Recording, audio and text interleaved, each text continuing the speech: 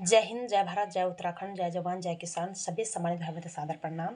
सबसे पहले मैं जिस विषय पर चर्चा कर रही हूँ उस विषय के मुख्य बिंदु आप लोगों के सामने प्रस्तुत कर दूं कि अब आर्थिक, सामाजिक, राजनीतिक, मानसिक, भविष्य एवं शिक्षा के साथ साथ जनता के स्वास्थ्य के साथ भी हो रहा है खिलवाड़।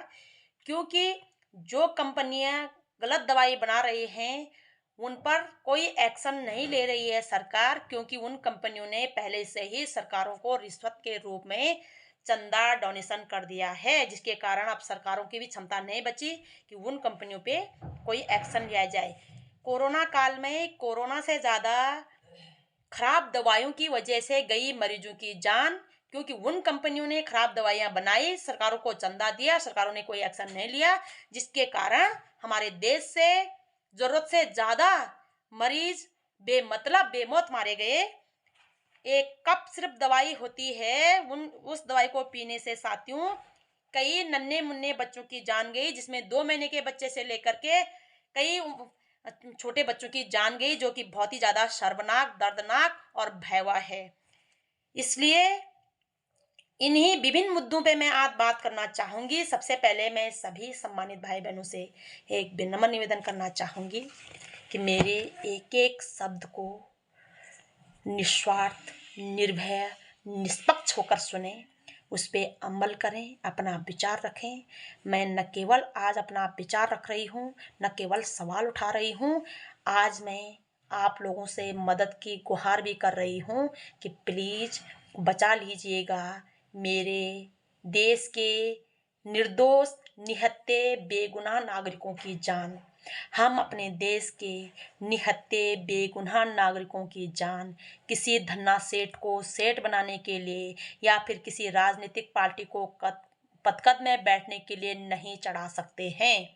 हमारी प्रथम जिम्मेदारी है कि हम अपने देश के प्रत्येक नागरिक का जीवन बचाएं। अपने उन तमाम कंपनियों के खिलाफ आवाज उठाएं जिनकी दवाइयाँ टेस्टिंग में फेल हुई। उन्होंने सरकारों को चंदा दिया, सरकारों का मुंह बंद कर दिया चंदा दे करके, और सरकारों के खिलाफ भी आवाज उठाएं कि सरकारों ने इस प्रकार का खिलवाड़ हमारे देश के नागरिकों के साथ क्यों किया।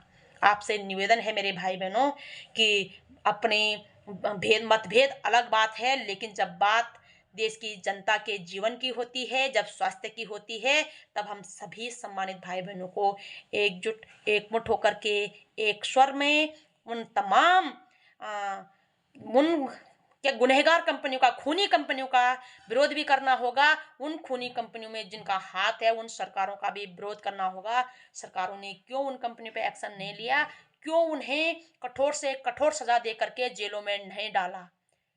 किसी कंपनी की बेनिफिट, किसी नेता का पदकद किसी भी नागरिक के जान से बढ़कर कदापि नहीं हो सकती है। आज मैं इसी प्रकार के विभिन्न मुद्दों पे बात करूंगी। सबसे मेरा विनम्र निवेदन है कि जरूर सुने किस प्रकार से हमारे बच्चों के भविष्य के साथ, स्वास्थ्य के साथ खिलवाड़ किया जा रहा है। अब हम अस्पतालों में भी इलाज करने से डर रहे हैं, दवाई खरीदने से डर रहे हैं, कहीं बीमारी से ज्यादा ये दवाइयां हमारी जानलेवा ना बन जाए। यह बात मैं एक यूट्यूबर हैं श्री ध्रुव राठी जी, उनके वीडियो के आधार पे बोल रही हूँ कि उन्होंने एक वीडियो रिलीज किया कल रात को। उस वीडियो में पता चल रहा है कि कितने कंपनियों के दवाइयों से कोरोना काल में हमारे मरीजों की जान गई, कितनी कंपनियों के कप सिरप से हमारे छोटे बच्चों की जान गई, और उन कंपनियों ने कितना डोनेशन रूलिंग पार्टी को और अदर पार्टी को दिया है उनका मुंह बंद कराने के लिए। जनता मरे तो मरे, छोटे 2-2 महीने के बच्चों के जीवन के साथ भी इन्हें दया नहीं आई। मैं सख्त नाराज हूँ, सख्त आक्रोशित हूँ, और मैं चाहती हूँ कि देश की संपूर्ण जनता इस विषय में आवाज उठाए, क्योंकि जनता के स्वास्थ्य के साथ किसी भी प्रकार का खिलवाड़ बर्दाश्त नहीं किया जाएगा। और यह देखो साथियों, हम अस्पतालों में जाएंगे, वहां पे पैसे भी खर्चा करेंगे, हमें जबरदस्ती खराब क्वालिटी की दवाई खिलाई जाएंगे, हमें मार दिया जाएगा, और हमारे ही पैसों से हमें मार दिया जाएगा। और बीमारी से अधिक मौतें खराब दवाओं से हो रही हैं। इससे ज़्यादा शर्मनाक, दर्दनाक, भयावह और क्या हो सकता है? इस विषय पे मैं सभी सम्मानित भाई-बहनों से निवेदन करूँगी कि आवाज़ उठाएँ। किसी भी मनुष्य के जीवन से बढ़कर किसी कंपनी का बेनिफिट, किसी नेता का पदकत कदापि नहीं हो सकता है साथियों। कंपनियां खड़ी की जा सकते हैं, पदकत चुने जा सकते हैं, लेकिन जो जानें चली जाती हैं, उन्हें कदापि वापस नहीं लाया जा सकता, वो भी खराब दवाइयों की वजह से, वो भी ऐसी कंपनियों की दवाई की वजह से जिस कंपनियों ने सरकारों को डोनेशन दे रखा है। इस विषय में साथियों मेरा खून खौल रहा है, मैं बहुत ही ज़्यादा आक्रोशित हूँ। मैं चाहती हूँ कि संपूर्ण देश का नागरिक इस विषय में आवाज़ उठाएँ। साथियों, रोजगार चौपट हो गया, शिक्षा चौपट हो गई, स्वास्थ्य व्यवस्थाएं चौपट हो गई, तमाम प्रकार की चीजें चौपट हो गई, लेकिन अब खराब दवाइयों को बेच करके जनता के स्वास्थ्य के साथ भी खिलवाड़ किया जाएगा। ये कोई खपने वाली बात है? ये कोई सुनने वाली बात है? या कोई समझने? इस विषय पे कौन बोलेगा? कौन चर्चा करेगा? क्यों देश की जनता के साथ इस प्रकार का दुर्व्यवहार किया जा रहा है? पहले तो शिक्षा के साथ किया, फिर स्वास्थ्य व्यवस्थाओं के साथ किया, फिर तमाम प्रकार के रोजगार के साथ किया। मानसिक स्थिति, शारीरिक स्थिति, आर्थिक स्थिति, सामाजिक स्थिति, राजनीतिक स्थिति सब तहस नहस कर दिया। कानून व्यवस्था, अब जनता के स्वास्थ्य के साथ भी खिलवाड़ किया जाएगा। जनता बीमार होगी, अपने ही पैसों से एडमिट होगी, अपने पैसों से खराब दवाएं, जहरीली दवाएं खरीदेगी, फिर मर जाएगी, और फिर उसका इंजाम जनता के ही ऊपर लगेगा कि जनता बीमारी से मरी। मतलब बीमारी को भी नहीं छोड़ा जा रहा है। इस विषय पे आप सभी सम्मानित भाई बहनों से मेरा विनम्र निवेदन है कि जरूर चर्चा करें। मेरे भाई बहनों, सबसे पहले मैं आज तमाम प्रकार के विषयों के बारे में भी और अपने उद्देश्य के बारे में मैं आप लोगों को बता दूं, ताकि आप लोग सटीक जवाब दे सकें और इस विषय पे आगे चर्चा कर सकें। मेरे भाई बहनों, सबसे पहले मैं अपने उद्देश्य के बारे में, अपनी क्षमता एवं अपनी नियत के बारे में, यानी कि धारणा के बारे में आप लोगों को बता दूं। मेरे भाई बहनों, मेरी सदियों से एक धारणा रही है कि अपने पास चाहे जितना भी होता है, लेकिन जब कोई भी जरूरतमंद होता है तो हम कोशिश करते हैं कि चाहे एक ही रुपए सही, चाहे एक गिलास पानी का ही सही, पर हम दूसरों की मदद करें। मगर दुर्भाग्य होता है कि कभी-कभी यह हमारी क्षमता से बाहर होता है। जिसको मदद चाहिए उसको हमारी क्षमता से ज़्यादा मदद से हम नहीं कर पाते हैं। उद्देश्य मेरा यह है कि सबकी मदद होनी चाहिए, लेकिन उस उद्देश्य को पूरा करने के लिए क्षमता भी तो होनी चाहिए, और उस क्षमता को काबिल बनाने के लिए मेरे भाई बहनों, हमारी धारणा भी तो अच्छी होनी चाहिए। धारणा तो है, थोड़ा बहुत क्षमता भी होती है, लेकिन कभी क्षमता नहीं होती है, जिसके कारण कई ऐसे हमारे भाई बहन जिनके हम मदद नहीं कर पाते हैं। मैं अपनी इसी धारणा के कारण विवश हूँ आज आप लोगों के सामने मदद मांगने के लिए, अपने इसी उद्देश्य को पूरा करने के लिए, अपनी इसी क्षमता को काबिल बनाने के लिए आप सभी सम्मानित भाई बहनों के सामने आज मैं, आप चाहे भीख बोलें, चाहे मदद बोलें, गुहार बोलें, आपसे मांगना चाहूँगी कि मेरे भाई बहनों, मैंने अपने इस यूट्यूब चैनल का नाम चेंज करके मेरा देश, मेरा राज्य, मेरा अपना देश, अपना राज्य, अपना परिवार और अपने परिवार की प्रत्येक सदस्य की जिम्मेदारी अपनी है। यानी कि हम पूरा हिंदुस्तान, मेरा उत्तराखंड एक परिवार है, और परिवार की प्रत्येक सदस्य की मदद करना, उसे गाइडेंस करना, उसे अच्छे रास्ते पर ले जाना, उसे बेहतर जीवन देना, उसके तमाम चीज़ों के लिए काम करना, ये हम सबका कर्तव्य है। लेकिन यह कर्तव्य किस प्रकार से पूरा किया जाए, इस कर्तव्य को मैं आप लोगों से एडवाइस भी लेना चाहूँगी और अपना एडवाइस भी देना चाहूँगी कि मेरा भाई बहनों, यह चैनल मेरा नहीं है, यह चैनल आप लोगों का है, क्योंकि मैं इस चैनल के थ्रू जहाँ गलत हो रहा होगा वहाँ आवाज़ उठाऊंगी, और किस प्रकार से उन चीज़ों को सही करना है उस पे हम सभी अपना विचार रखेंगे और सब मिल करके इन विषयों पे काम करेंगे, क्योंकि हम अब मात्र सरकारों के भरोसे नहीं रह सकते हैं। सरकारें जिस प्रकार से उन कंपनियों से भी चंदा ले रहे हैं जो गंदी दवाएं बना रहे हैं, उन कंपनियों से भी चंदा ले रहे हैं जो शराब घोटाले में फंसे हैं। सरकारें जिस प्रकार से करप्शन बढ़ा रहे हैं, उस प्रकार से साथियों अब जनता के जीवन के साथ भी खिलवाड़ हो रहा है। तो हम अब सिर्फ सरकारों पे भरोसा नहीं कर सकते, हम इन कंपनियों पे भरोसा नहीं कर सकते। अब नागरिकों को कुछ हटके करना होगा। तो यह हटके हम तभी कर पाएंगे जब हम सभी सम्मानित भाई बहन अपने विचार रखेंगे और उस विषय पे समाधान ढूंढेंगे। तो मेरा अपना व्यक्तिगत समाधान है मेरे भाई बहनों, उसके बाद आप लोग मुझे जरूर सलाह देंगे कि मैं चाहती हूँ जो मैंने यह चैनल बनाया है, मैं इस चैनल पे हर रोज किसी न किसी मुद्दे के बारे में डिस्कशन करूंगी और आपसे समाधान भी मांगूंगी और खुद भी समाधान भी दूंगी, ताकि हम सब मिल करके अपने देश के कोने कोने में जा करके सभी जरूरतमंदों को ऊपर उठा सकें और सबको अधिकार है बेहतर जीवन जीने जीने का मेरे भाई बहनों। और आज हमारे पास सोशल मीडिया प्लेटफॉर्म है, तो ऐसे यह प्लेटफॉर्म हम क्यों ना अच्छे कामों के लिए इस्तेमाल करें, क्यों ना हम शिक्षा के लिए इस्तेमाल करें, क्यों ना स्वास्थ्य के लिए इस्तेमाल करें, क्यों ना हम बेहतर चीज़ों के लिए इस्तेमाल करें।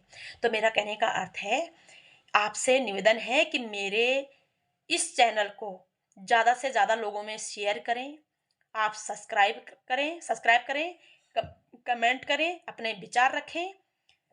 मैं आपसे वादा करती हूँ कि मैं अपने उत्तराखंड की हर मुद्दे को उठाऊंगी और न केवल उठाऊंगी, उन्हें समाधान तक ले जाऊंगी, आप लोगों से भी समाधान कलेक्ट करूंगी और हम सभी भाई बहन ऐसे ऐसे चीजें समाधान निकालेंगे ताकि हम गरीबों की हेल्प कर सकें, जो बीमार है उसकी हेल्प कर सकें, जो पढ़ना चाहता है उसकी हेल्प कर सकें, और जो ये खराब चीजों की वजह से किसी की जान जा रहे हैं उसके खिलाफत में हम आवाज उठा सकें। तो मैंने जैसे आपको कहा है कि मेरी धारणा पहले से ही बनी रही है साथियों, मैं फोटो नहीं खींचती, मैं तमाम तरह के ढकोसला नहीं करती, क्योंकि मैं जानती हूँ कि यदि मेरी आत्मसम्मान है तो जिनको हम मदद करते हैं उनका भी आत्मसम्मान है। इसलिए मैंने अपने जीवन में चाहे किसी की भी मदद की होगी, ना उनके साथ फोटो खींची, ना मैं दोबारा किसी भी प्रकार का जिक्र करती हूँ, क्योंकि मुझे इस बात का बुरा लगता है कहीं वो यह फील न करें कि कोई कहीं वो अपने को छोटा फील ना करें, इसलिए मैं दोबारा जिक्र भी नहीं करती हूँ। लेकिन मेरे भाई बहनों, मैं चाहती हूँ कि यह हम सब एक परिवार के रूप में काम करें। जैसे एक परिवार घर का खाना खा सकता है, पानी पी सकता है, सो सकता है, उठ सकता है, बैठ सकता है, बोल सकता है, मतलब उसे ना गिल्टी फील होती है, ना खुद को छोटा महसूस करता है, ना ही बड़ा महसूस करता है, सब इक्वालिटी। यदि किसी को 2 गिलास पानी भी तो पी सकता है, 4 रोटी खाने तो खा सकता है, यदि पढ़ना है तो पूरा परिवार उसके पढ़ाई के लिए बंदोबस्त करता है, यदि बीमार होता है तो पूरा परिवार उसका देखभाल करता है, दवाइयों का खर्चा उठाता है। इसी तरह से हम सभी उत्तराखंड वासी और धीरे धीरे करके पूरे देशवासी इस विषय में काम करें।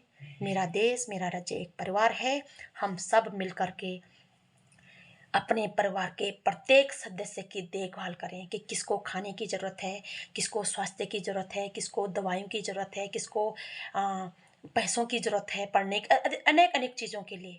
तो यह तभी होगा मेरे भाई बहनों, यह जब हम लोग आर्थिक तौर पे मजबूत होंगे, जब हम एक दूसरे की मदद करेंगे। इस विषय में हम एक संस्था भी खोलेंगे मेरे भाई बहनों, जिसके लिए हम सारे भाई बहन कम से कम, मैंने कहा है कि हम प्रत्येक मंथ चाहे 1 रुपया हो या फिर 10 रुपया हो, किसी न किसी की ऐसे ज़रूरतमंद की हेल्प करते हैं। यदि हम उन पैसों को पर महीने जमा करें और वह किसी न किसी के जिसको भी जरूरत होगी जिस महीने उसके हेल्प के लिए, फिर आने वाले भविष्य में जब वो व्यक्ति ठीक ठाक हो जाएगा आर्थिक दृष्टि से, फिर उन पैसों को वापस दे सकते हैं। इसमें कैसे क्या होगा कि जो समाज की आर्थिक स्थिति है वो खराब नहीं होगी। उदाहरण के तौर पे यदि मुझे आज 5,000 की जरूरत है तो मैं अपने इस कम्युनिटी से 5,000 रुपये ले सकती हूँ, लेकिन भविष्य में मेरी स्थिति ठीक हो जाती है तो मैं 5,000 रुपये उसमें वापस दे दूंगी, ताकि उन 5,000 रुपयों से किसी और की मदद हो सके। तो मैं ऐसे ही विषय में चर्चा कर रही हूँ, तो आप लोगों से निवेदन भी करूंगी, यदि मेरा यह चैनल ग्रो कर गया, मैं लिखित रूप में बोलूं और इसी वीडियो को आप सेव कर लेना कि इससे अर्न होने वाला एक एक रुपया अपने उत्तराखंड का गरीब जनता के लिए लगाया जाएगा। वैसे भी हम व्यक्तिगत तौर पे अपना पेट काट करके किसी न किसी की हेल्प करते हैं, लेकिन इस हेल्प सिस्टम को एक परिवार के रूप में बदलना चाहती हूँ। एहसान मंद के रूप में नहीं कि फलाने ने फलाने को दिया और हमने अखबारों में छाप दिया, नहीं। जिस प्रकार से मैं अपने बच्चों के लिए करती हूँ, जिस प्रकार से कोई भी अपने परिवार के लिए करता है, वो कोई नहीं दिखाता नहीं है ना कि मैंने अपने बच्चे को पानी पिलाया, अपने बच्चे को खाना खिलाया, अपने बच्चे को पढ़ाया या लिखाया, कोई नहीं करता ना ऐसे। उसी प्रकार से हमें अपने राज्य के लिए, अपने देश के लिए ऐसा सिस्टम नागरिकों ने तैयार करना है सामाजिक तौर पे कि परिवार का कोई भी सदस्य जब परेशान है तो पूरे सदस्य उनकी मदद करेंगे। जब वो ठीक हो जाएगा फिर अपनी उस धनराशि को, जब भी वो ठीक हो जाएगा, जब भी उसको ऐसा नहीं कि दबाओ, जब भी वो ठीक हो जाएगा उस धनराशि को वापस करेंगे। इसके लिए आप लोगों को विचार भी देने हैं, डिस्कस भी करना है और मेरे चैनल को सब्सक्राइब करना है, कमेंट करना है, उसे आगे बढ़ाना है, क्योंकि मेरा पहला उद्देश्य है कि मैं इस देश के जड़ से करप्शन खत्म करूं। मेरा दूसरा उद्देश्य है कि मैं देश में मानव मूल्यों का सृजन करूं, मानव चेतना लाऊं, अच्छाई और सच्चाई का निर्माण करूं। तीसरा उद्देश्य है कि इस देश के प्रत्येक नागरिक को बेहतर जीवन मिले, बेहतर शिक्षा मिले, बेहतर स्वास्थ्य मिले, बेहतर रोजगार मिले। उसके लिए प्रत्येक सदस्य को काम करना होगा। किसी के भी साथ भेदभाव नहीं होना चाहिए, ना किसी भी प्रकार का, ना लिंग के नाम पे, ना जात के नाम पे, ना धर्म के नाम पे। चौथा मुद्दा है कि इस देश से भेदभाव, छुआछूत बिल्कुल खत्म हो जाए।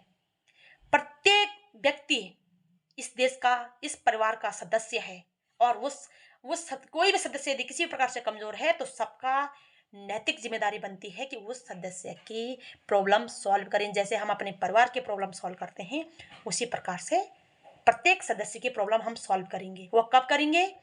जब हम एकमुठ होंगे, जब आप लोग हम आर्थिक दृष्टि से पैसे इकट्ठा करेंगे, धीरे धीरे करके सबकी मदद करेंगे, धीरे धीरे करके। एक ही दिन नहीं होगा साथियों, लेकिन उसके लिए आपको विचार देना पड़ेगा। उसके लिए आपको मेरा यह चैनल सब्सक्राइब करना पड़ेगा, कमेंट करना पड़ेगा, लाइक करना पड़ेगा, शेयर करना पड़ेगा। क्यों? क्योंकि हमारी बातें प्रत्येक व्यक्ति तक पहुंचे। अब हम अपने देश के नागरिकों को, अपने राज्य के नागरिकों को मात्र सरकारों के भरोसे या फिर इन दलाल कंपनियों के भरोसे नहीं रख सकते। हमारे नागरिकों के जीवन के साथ खिलवाड़ हो रहा है, स्वास्थ्य के साथ खिलवाड़ हो रहा है। स्वास्थ्य व्यवस्था तो चौपट है पहले से ही, शिक्षा व्यवस्था चौपट है, रोजगार चौपट है, तमाम प्रकार की चीजें चौपट हैं। लेकिन अब जब कोई बीमार हो रहा है, उनके स्वास्थ्य के साथ भी खिलवाड़ हो रहा है, यह बहुत ही बड़ी समस्या है। इस समस्या को हम हल करना चाहते हैं। हम आवाज उठाना चाहते हैं कि क्यों हमारे देश के नागरिकों के साथ इस प्रकार का खिलवाड़ किया जा रहा है। इस विषय में मैं आगे मुद्दा रखती हूँ। मेरे भाई बहनों, मैं पिछले कई दिनों से, 2-3 महीने से, 3-4 महीनों से बीमार हूँ और मैं आज अपनी बीमारी के बारे में भी आप सभी सम्मानित भाई बहनों को खुलकर बता देना चाहती हूँ, इसलिए ताकि कोई भी अपनी बीमारी ना छुपाए, किसी से भी, न घर वालों से, न समाज से, न डॉक्टरों से, ताकि उस बीमारी का जल्द से जल्द इलाज हो सके और हर व्यक्ति बेहतर ढंग से स्वास्थ्य को प्रदान हो सके। मेरे भाई बहनों, मुझे जो बीमारी है, मेरे ट्रस्ट में यानी बच्चादानी में रसोली थी। और इस बीमारी में क्या होता है कि महिलाओं को लगातार ब्लीडिंग होती है। और मैं अपने श्रीनगर शहर में बिलोंग करती हूँ। श्रीनगर के अस्पतालों में गई और श्रीनगर के अस्पतालों में उन्होंने कहा कि बड़ा ऑपरेशन होगा, जबकि मेडिकल साइंस ने आज काफी ग्रो कर दिया है। उसके बावजूद भी हमारे सरकारी अस्पतालों में कई इलाज नहीं है, कई प्रकार के टेस्टिंग नहीं है। देने के लिए तो सरकारों ने आयुष्मान कार्ड दे रखा है, लेकिन उस आयुष्मान कार्ड का क्या करें जब अस्पतालों में टेस्टिंग ही नहीं होंगे, जब अस्पतालों में इलाज ही नहीं होंगे, डॉक्टर ही नहीं होंगे, तो हम उन आयुष्मान कार्ड का क्या करेंगे। वैसे हम आर्मी फैमिली से बिलोंग करते हैं और हमारे पास मेडिकल सुविधा के लिए यह कार्ड भी है, जिसे हम आर्मी के किसी भी अस्पताल में दिखा सकते हैं। लेकिन हमारे श्रीनगर में कोई आर्मी अस्पताल नहीं है, तो यह कागज भी श्रीनगर के लिए शायद कोई काम का नहीं है। देहरादून में है एमएच, लेकिन जहां तक मुझे ख्याल है साथियों कि देहरादून में भी काफी टेस्टिंग मशीनें नहीं है। इसका अर्थ यह होता है कि हमारे वहां पे इलाज नहीं हो सकता है। अब बात आती है कि इस देश में कई ऐसे हमारे गरीब लोग हैं हमारे उत्तराखंड में जो ट्रैवल भी अफोर्ड नहीं कर पाते हैं, यानी कि उनकी क्षमता इतनी भी नहीं है कि वो अपनी गाड़ी का खर्चा भी उठा सके, खाने पीने का खर्चा भी उठा सके, इलाज का तो बहुत बड़ी बात है, बहुत दूर की बात है।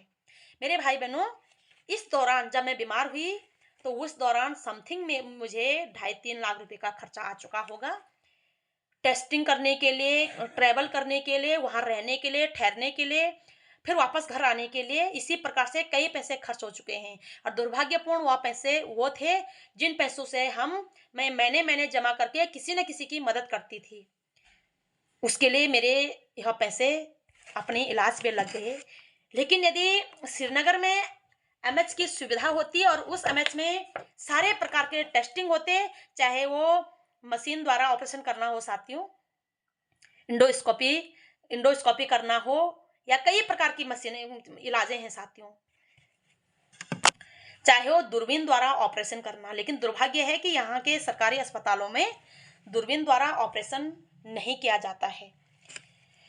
लेकिन साथियों, हमारे पास थोड़ा बहुत है, जहाँ हम नहीं कहेंगे कि हम काफी बहुत अमीर हैं, नहीं, लेकिन थोड़ा बहुत 4-5 लाख रुपए हम लोग अपने इलाज के लिए खर्च कर सकते हैं, लेकिन गरीब जनता नहीं कर सकती। और यदि 4-5 लाख से ज्यादा होगा तो हम भी नहीं कर सकते। दुर्भाग्य है कि हम भी अपना इलाज नहीं कर सकते। इस स्थिति में क्या किया जाए? सरकारों के भरोसे कब तक बैठे? सरकारें 5-5 लाख का आयुष्मान कार्ड तो दे दिया हमको, सरकारी अस्पतालों में टेस्टिंग और इलाज है नहीं उपलब्ध, तो सरकारी अस्पतालों में उन आयुष्मान कार्ड का कोई वैल्यू नहीं है और प्राइवेट अस्पतालें आनाकानी करते हैं, क्योंकि वो कह रहे हैं कि सरकारें इस कार्ड के थ्रू पैसे क्लेम नहीं कर रहे हैं, घोटाला हो रहा है, जिसके लिए यहाँ भी समस्या है कि मरीज पहले तो गरीबी से मर रहा है, ऊपर से सरकारी अस्पतालों में कोई इलाज नहीं है, फिर ट्रैवल का खर्चा, दूर जाना पड़ता है, क्योंकि प्राइवेट अस्पताल तो सिर्फ देहरादून दिल्ली में ही है साथियों, बाकी लोकल जगह कहीं भी अच्छे प्राइवेट अस्पतालें नहीं है। तीसरा ट्रैवल का खर्चा। अब किस प्रकार से मरे मरीज साथियों? गरीबी से अलग मर रहा है, बीमारी से अलग मर रहा है, सरकारी अस्पतालों में न टेस्टिंग की सुविधाएं हैं न इलाज की सुविधाएं हैं, ग्रामीण क्षेत्रों में तो बिल्कुल भी नहीं है, प्राइवेट अस्पतालें दूर हैं, वहां जाने के लिए जेब में पैसे होने चाहिए, वो पैसे नहीं हैं, तो मरीज बिना इलाज का बेमौत मर रहा है। उसके लिए क्या किया जाए? यह एक सामाजिक मेन मुद्दा है। मुद्दा तो यह राजनीतिक होना चाहिए था, मुद्दा तो यह सरकारी होना चाहिए था, मुद्दा तो यह तमाम प्रकार के हमारे जो संवैधानिक पद हैं, संवैधानिक संस्थाएं हैं, उनके बीच यह मुद्दा होना चाहिए था, ताकि गरीब लोगों को फ्री में जल्द से जल्द इलाज मिल सके। लेकिन गरीब लोगों को लॉलीपॉप पकड़ा दिया गया है, आयुष्मान कार्ड, उसका कोई वैल्यू नहीं है सरकारी अस्पतालों में, क्योंकि सरकारी अस्पतालों में ना टेस्टिंग है, ना इलाज है, ना डॉक्टर है। ग्रामीण क्षेत्रों में तो अस्पताल ही नहीं है, तो उस आयुष्मान का क्या करें? अब जाएंगे प्राइवेट अस्पतालों में तो प्राइवेट अस्पताल दूर है, तो उसके लिए खर्चा भी तो चाहिए, बेरोजगारी अलग है। मेरे भाई बहनों, मैं इसलिए कह रही हूं, मैं नहीं चाहती कि मेरे देश का एक भी नागरिक बिना इलाज का मरे, बिना सुविधाओं का मरे। साथियों, ऊपर से यदि हम जाएं भी अस्पताल इलाज करने के लिए अपने पैसा खर्च करके, तो अनेकों अनेकों कंपनियों की ऐसी दवाइयां हैं जो टेस्टिंग में फेल हैं, यदि वो दवाइयां हमारे ऊपर लगाए जाएंगे तो क्या हमारी मौत नहीं होगी? कितने घोटाला है।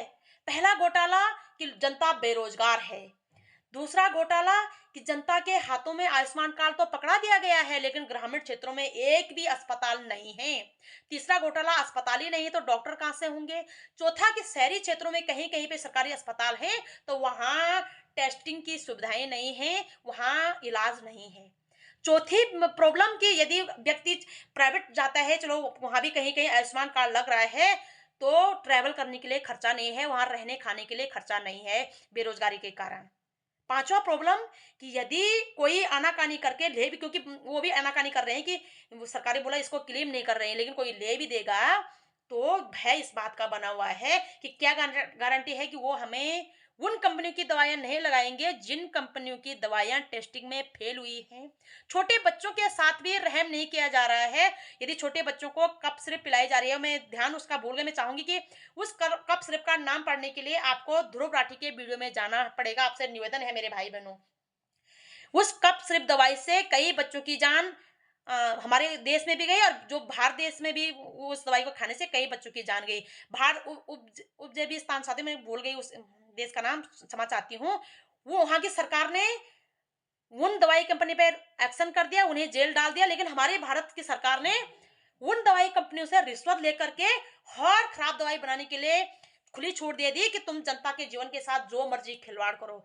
क्या आपको यह मंजूर है? मुझे पूरी रात नींद नहीं आई मेरे भाई बहनों इस विषय में कि हम आर्थिक दृष्टि से तो मर ही रहे हैं, शैक्षिक दृष्टि से, शिक्षा की दृष्टि से तो मर ही रहे हैं, स्वास्थ्य व्यवस्था तो चौपट है ही है। तमाम प्रकार की, चाहे वो आर्थिक हो, सामाजिक हो, शारीरिक हो, मानसिक हो, राजनीतिक हो, कानूनी तौर पे हम तो प्रताड़ित हो ही रहे हैं। लेकिन अब हमारा एक स्वास्थ्य हमारे पास बचा हुआ था, उस स्वास्थ्य के साथ भी देश की सरकारें खिलवाड़ कर रहे हैं। तो इस खिलवाड़ से कैसे बचा जाए? तो इससे बचने के लिए पहला कारण है कि पूरे देशवासी इस विषय में आवाज उठाएं कि गंदी दवाइयां कैसी जनता के साथ बेची जा रही हैं। उन टेस्टिंग फेलिंग दवाइयों कंपनियों से कैसे देश की सरकारों ने, देश की रूलिंग पार्टियों ने रिश्वत दिया, कैसे उनको छूट दे दी। इसमें मांग करें कि उन तमाम कंपनियों को अरेस्ट किया जाए। जितने लोगों की जान गई है उन्हें कठोर, उनके उन लोगों के जो उन्होंने मौत की है साथियों, इन कंपनियों को खूनी घोषित किया जाए, अपराधी घोषित किया जाए, उन्हें भी कठोर से कठोर सजा दी जाए।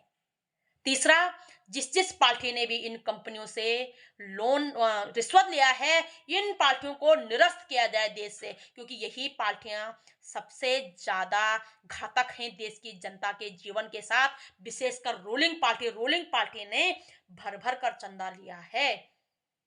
दुख इस बात का नहीं हो रहा कि तुमने चंदा लिया। हम पहले तो साथियों, देश में करप्शन होना ही नहीं चाहिए, लेकिन आपने करप्शन लिया जो लिया, आपने देश की जनता के जीवन के साथ, स्वास्थ्य के साथ खिलवाड़ किया। कोरोना काल में कोरोना से ज्यादा मरीजों का डेथ साथियों खराब दवाइयों से हुई। छोटे बच्चों का खांसी जुकाम से ज्यादा डेथ खांसी की दवाई खाने से हुई। यह कितना दुर्भाग्यपूर्ण बात है कि बीमारी से ज्यादा डेथ खराब दवाइयों को खाने से हो रही है। ये कोई सॉल्यूशन है? ये कोई इंसानियत है मेरे भाई बहनों? इंसानियत तो बहुत दूर की बात है। इन लोगों ने तो, ये तो जानवर भी ऐसा काम नहीं करते मेरे भाई बहनों। इस विषय में आपको चर्चा करनी है कि हम अपने ही पैसों से दवाई लेकर के क्यों मरें? सरकारें जवाब दें। अब इस विषय में क्या काम करें, क्या समाधान होगा, इस विषय में सभी भारतवासियों को चर्चा करनी पड़ेगी। आपसे मेरा निवेदन है कि हम भारतवासी किसी कंपनी को सेठ बनाने के लिए या फिर किसी नेता को पदकद में बिठाने के लिए अपना जीवन दांव पे नहीं लगाएंगे। यदि मेरे देश पे जब कभी भी आफत आएगी तो हम अपना सब कुछ निछावर कर देंगे, लेकिन हम इन गद्दार कंपनियों और भ्रष्टाचार पार्टियों, उनके सरकारों के पदकद में बने रहने के लिए, सेठ बनाने के लिए अपना जीवन दांव पे नहीं लगाएंगे। एक जीवन नहीं, करोड़ों जीवन दांव पे लग रहे हैं मेरे भाई बहनों। आपसे निवेदन है, यदि आप मेरी बातों को समझ पाएंगे, सुन पाएंगे, जान पाएंगे, उस पर अपना विचार रख पाएंगे, आगे इन विषयों पे चर्चा होगी। और मैं नहीं चाहती कि अब एक भी मरीज के साथ खिलवाड़ हो। साथियों, पहला सिद्धांत सरकारों का होना चाहिए कि देश का कोना कोना सुरक्षित रहें, उन्हें स्वास्थ्य सुविधाएं मिलें, उन्हें शिक्षा मिले, उन्हें रोजगार मिले, उन्हें सामाजिक, आर्थिक, राजनीतिक, न्यायिक समानता मिले। लेकिन सरकारें ये सारी चीजें तहस नहस करके अब स्वास्थ्य के साथ खिलवाड़ करने पर तुल गई है। इतनी गिर चुके हैं हमारी सरकारें। हमारे प्रधानमंत्री जी भ्रष्टाचार खत्म की बात करते थे, उन्होंने देश के लोगों के स्वास्थ्य को ही खराब कर दिया। भ्रष्टाचार तो क्या बोलो साथियों, भ्रष्टाचार के बारे में मैं आपसे निवेदन करूंगी कि आपको इस विषय में चर्चा करनी होगी। आज आप मेरी धारणा को समझ गए होंगे, मेरे लक्ष्य को समझ गए होंगे, मेरे विचारों को समझ गए होंगे। मेरी धारणा है कि मेरे देश का प्रत्येक व्यक्ति को बेहतर जीवन मिले, हर प्रकार से, स्वास्थ्य की दृष्टि से, शिक्षा, रोजगार, न्याय, सामाजिक, आर्थिक, मानसिक, राजनीतिक, सब दृष्टि से बेहतर जीवन मिले। दूसरा उद्देश्य मेरा यह है कि जहाँ कहीं भी करप्शन हो रहा है सब आवाज उठाएं, हम अपनी क्षमता को बढ़ाएं। मेरा एक ही उद्देश्य है कि इस देश में मानव मूल्यों का निर्माण हो, ताकि करप्शन, धांधली, ये तमाम प्रकार के षड्यंत्र अपने आप खत्म हो जाएं। उसके लिए मैं आपसे मदद की गुहार लगा रही हूँ कि आप जाग जाएं, अपने लिए जागें, अपने बच्चों के लिए जागें, अपने राज्य के लिए जागें, अपने देश के लिए जागें, अपने समाज के लिए जागें, मानव मूल्यों के हितों के लिए जागें, मानवता के लिए जागें। हम अपने बच्चों का जीवन, अपने देश के किसी भी नागरिक का जीवन किसी धन्ना सेठ के टेस्टिंग खराब कंपनियों के भेंट या फिर किन्हें भ्रष्टाचारी पार्टी नेताओं के भेंट कदापि नहीं चढ़ाना चाहते हैं। आशा करती हूँ कि मेरे देश के प्रत्येक नागरिक जागरूक होगा, हमारे इस चैनल को सब्सक्राइब करेगा। मेरे भाई बहनों, यह चैनल मेरा नहीं, आप लोगों का है, क्योंकि मैं इस चैनल के माध्यम से कड़वी से कड़वी सच्चाई आप लोगों के सामने रखूंगी, आप लोगों से समाधान मांगूंगी, आपके विचार मांगूंगी, उन विचारों पे काम करूंगी और अपने उत्तराखंड के सब लोग मिलजुल करके, मैंने कहा है कि किसी के पास 1 रुपया होगा, किसी के पास 2 रुपया होगा, हम सब मिलजुल करके अपने लोगों की रक्षा करेंगे, उन्हें आगे बढ़ाएंगे। हम नेताओं के भरोसे नहीं रह सकते हैं। यह बात मैं कहना चाहूंगी साथियों, जितना पैसा ये चुनाव प्रचार प्रसार पे बहा रहे हैं, जितना पैसा ये तमाम तरह के खर्चा कर रहे हैं, यदि उन पैसों से देश के लोगों के जीवन के साथ बेहतरी के साथ लगाया जाता तो क्यों हम सक्षम नहीं होते। लेकिन नियत भी तो होनी चाहिए, लक्ष्य भी तो होना चाहिए, मंशा भी तो होनी चाहिए, क्षमता भी तो होनी चाहिए। इनका मकसद तो देश की जनता का सफाया करना है, इनका मकसद तो सिर्फ धन्ना सेठों को सेठ बनाना है, इनका मकसद तो सिर्फ पद पदों पे कब्जा करना है। दुनिया मरे तो मरे, देश बर्बाद हो तो हो। देश के छोटे 2 साल के बच्चे, 2 साल के बच्चों तक भी इन्हें दया नहीं आ रही है कि कैसे खराब दवाइयां 2 साल के बच्चों को पिलाई जा रही है। किसी को अक्ल है, किसी के अंदर इंसानियत है, किसी को शर्म है थोड़ा सा, किसी को थोड़ा सी भी संवेदनाएं हैं दिलों में कि हम 2 महीने के बच्चों के साथ खिलवाड़ कैसे कर सकते हैं। कोरोना काल में किस प्रकार से अनावश्यक बेमौत निर्दोष निहत्थे लोग मर गए, कोरोना से ज्यादा खराब दवाइयों से मर गए। मरीज खराब दवाइयों से मर रहे हैं, हार्ट के पेशेंट को की खराब दवाइयां मिल रही हैं, तमाम दवाइयों में खराब क्वालिटी है और खराब क्वालिटियों की भेंट हमारे देश के नागरिकों की जान जाए। आपको ये बात खप भी रही है, हजम भी हो रही है, क्यों क्यों देश के जनता के साथ खिलवाड़ किया जा रहा है। आपने देश की जनता को आर्थिक दृष्टि से डुबा दिया, सामाजिक दृष्टि से डुबा दिया, मानसिक दृष्टि से डुबा दिया, शारीरिक दृष्टि से भी कमजोर कर दिया। अब आप स्वास्थ्य बचा कुचा जो मरीज मर रहा है बेचारा, उसको भी आप तबाह कर रहे हो खराब दवाई देने से। क्यों मरे मरीज, अपने ही पैसों से दवाई खर्च करके क्यों मरे। तो मेरे भाई बहनों, ये चीजें हैं। फिर से मैं अपने बीमारी के बारे में कह दूं, आशा करती हूँ कि आप इस विषय में चर्चा करेंगे।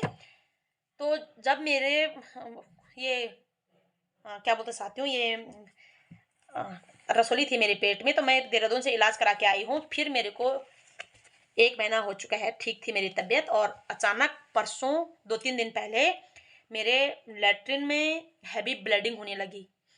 और सर, डॉक्टर हमारे यहाँ पे गैरोला सर हैं, उन्होंने कहा कि देहरादून जाओ सिनर्जी अस्पताल में, वहाँ टेस्टिंग होगा। तो वह टेस्टिंग मेरे भाई बहनों 4,500 की हुई, और वह टेस्टिंग है, उस टेस्टिंग का नाम है कोलोनोस्कोपी। यहाँ सरकारी अस्पतालों में तो कहीं नहीं है श्रीनगर में, लेकिन प्राइवेट अस्पताल में भी नहीं है। वो इसको करने के लिए भी सीधा देहरादून ही जाना पड़ता है। इस सिनर्जी अस्पताल में मैं गई और उसमें यह टेस्टिंग किया गया।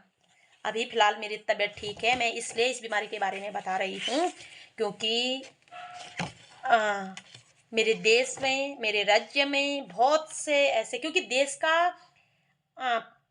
आधा से मतलब 50% से भी ऊपर लोग गरीबी से रेखा से नीचे चले गए हैं।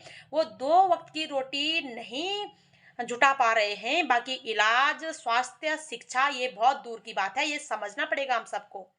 यदि देश की जनता 2 वक्त की रोटी के लाले पड़ रही है, तो वो शिक्षा के बारे में, स्वास्थ्य के बारे में, न्याय के बारे में, सुरक्षा के बारे में, अदर डेवलपमेंट के बारे में कब सोचेगी। लेकिन हमें सोचना पड़ेगा मेरे भाई बहनों, हम ऐसी मौत नहीं मर सकते। हम बाद मरेंगे भी तो हम बहादुरी की मौत मरना चाहते हैं मेरे भाई बहनों। हम इस विषय में लड़ना चाहते हैं कि देश की जनता के साथ खिलवाड़ ना हो, स्वास्थ्य के साथ, शिक्षा के साथ, तमाम प्रकार के रोजगारों के साथ खिलवाड़ ना हो। और जिन्होंने भी खिलवाड़ किया उन्हें सख्त से सख्त सजा दी जाए, चाहे वो सरकार में बैठे, पदकद में बैठे नुमाइंदे हों या फिर कंपनियों में बैठे चेयरमैन, वो धन्ना सेठ हो जिनकी वजह से हमारे देश के लोगों की जान गई। सबको अरेस्ट किया जाए। हम माननीय अपने सर्वोच्च अदालत सुप्रीम कोर्ट से विनम्र निवेदन करना चाहेंगे कि इस विषय में तुरंत एक्शन लें। उन तमाम मानव के खून पीने वाले, क्या बोल सकते हो साथियों, ये अपराधी हैं, ये खूनी हैं।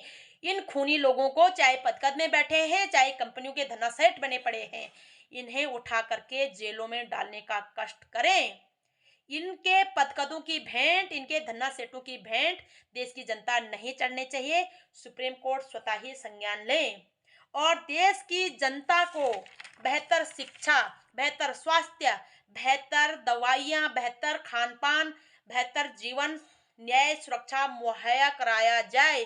देश को सिर्फ चुनावी मुद्दा ना बनाया जाए। देश की जनता को सिर्फ पदकदों के लालच में देश की जनता का जीवन की भेंट ना चढ़ाया जाए। आशा करती हूँ कि आप सभी सम्मानित भाई बहन इस विषय में चर्चा करेंगे और मेरी हेल्प करेंगे। अब मैं इस विषय में दिलो जान से काम करना चाहती हूँ। इसके लिए आप लोगों को मेरा चैनल फॉलो करना है, सब्सक्राइब करना है, कमेंट करना है, लाइक करना है, अपनी राय देनी है। बहुत जल्द हम इस पे एक कमेटी तैयार करेंगे जो जगह जगह इन विषय में बातें करेंगे। अपने जो लोग इन विषय में ज्ञान रखते हैं, चाहे वो मेडिकल तौर पे रखते हों, चाहे वो सामाजिक तौर पे रखते हों, जिस भी तौर पे जो ज्ञान रखते हैं, उनसे चर्चा की जाएगी। इस चर्चा को आगे बढ़ाया जाएगा। अब देश के कोने कोने में देश का नागरिक ही काम कर सकता है मेरे भाई बहनों। हम सब मिलकर के एक परिवार के रूप में काम करेंगे। जिस प्रकार से मैं अपने बच्चों की देखभाल कर रही हूँ, उसी प्रकार से मेरा उद्देश्य है कि मैं अपने उत्तराखंड के प्रत्येक लोगों को, अपने देश के प्रत्येक लोगों को बेहतर हम जीवन दे सकें। वह जीवन हम तभी दे पाएंगे जब देश का संपूर्ण नागरिक एकजुट एकमुठ होगा, जब हमारे अंदर चेतना आएगी, जब हम क्रांति लाएंगे, तब मेरे देश का एक भी नागरिक बेमौत नहीं मरेगा, बेहतर जिंदगी जिएगा, ऐसे बदतर जिंदगी नहीं जिएगा।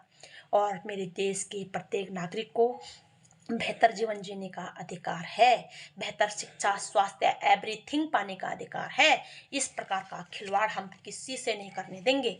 आशा करती हूँ कि आप जागरूक होंगे, मेरे चैनल को सब्सक्राइब करेंगे, फॉलो करेंगे, लाइक करेंगे, कमेंट करेंगे, अपने विचार रखेंगे और बहुत जल्द एक ऐसा संस्था का निर्माण करेंगे जो देश के प्रत्येक नागरिक को एक सदस्य समझे अपने परिवार का, और प्रत्येक सदस्य का नैतिक जिम्मेदारी बनती है कि दूसरे सदस्य के प्रॉब्लम को सॉल्व करें। एक ड्यूटी बन जाती है हमारी। इस तरह से नहीं चलेगा। सब अपनी अपनी दुख से मर रहे हैं, सब अपने अपने दुख में बहुत परेशान हैं। सबको मिल करके कोई 1 रुपये का मदद करेगा, कोई 2 रुपये का मदद करेगा, कोई शारीरिक रूप से मदद करेगा, कोई शिक्षा के रूप से, कोई स्वास्थ्य के रूप से, अलग अलग प्रकार, क्योंकि हमारे सोसाइटी में साथियों अलग अलग प्रकार के लोग हैं।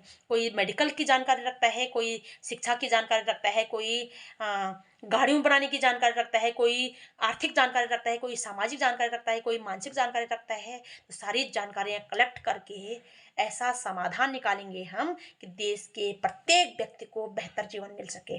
अब हम मात्र सरकारों के भरोसे नहीं रह सकते। 77 साल हो चुके हैं सरकारों को हम भरोसे रहते रहते।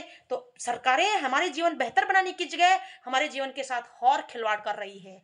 अब हम ना अपने जीवन के साथ खिलवाड़ कर सकते हैं, ना मात्र सरकारों के भरोसे बैठ सकते हैं। देश की जनता को नई नीति हथियानी होगी, नई नीति अपनानी होगी, नई तरीके से सोचना होगा, नई तरीके से काम करना होगा। इसमें मेरा एक छोटा सा सुझाव है कि हम सब मिल करके